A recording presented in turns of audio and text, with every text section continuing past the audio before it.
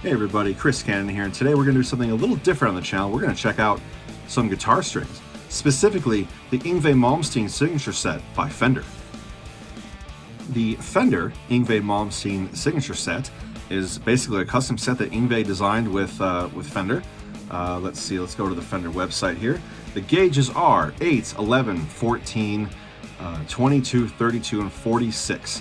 Now, I've normally been using these for the longest time, these Ernie Ball Turbo Slinky, because I thought I needed something maybe a little thicker in the high strings, because I am predominantly a rhythm player, rarely solo, and I felt that 9s were a little too thin, but I don't know, when I put on these, I was quite surprised by how, even though they're light, they don't feel light. Of course, bending is easier, and you don't have to pick as hard, you don't have to fucking move your fingers as much.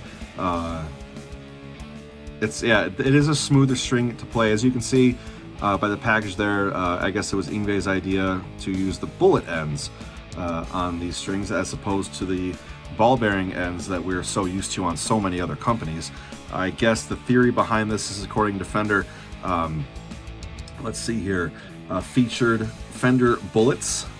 Let's see, they provide more sustain and credible tone.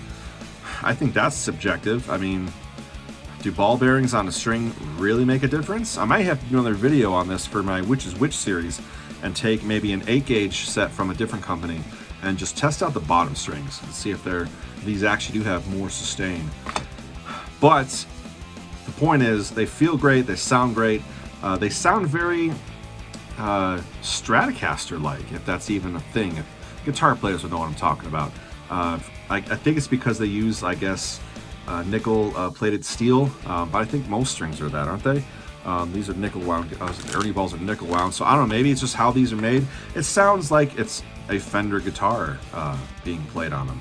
I dig them because the 46 and 32 gauge, in my opinion, for my type of playing are perfect, because I can still kind of dig in to the thick strings without having them flop around like a 9 gauge or even an 8 gauge, which is technically a 38 on the low E. But since this is a custom pack, it has thicker strings.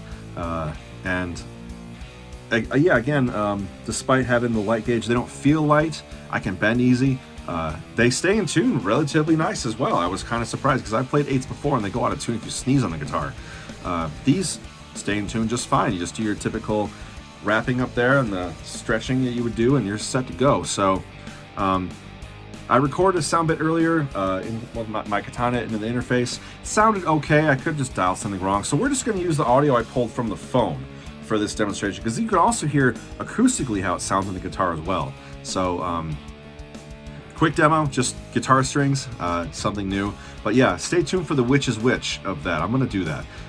The Ernie Ball versus these, as far as the light gauge goes, to see if these do have more sustain and incredible tone.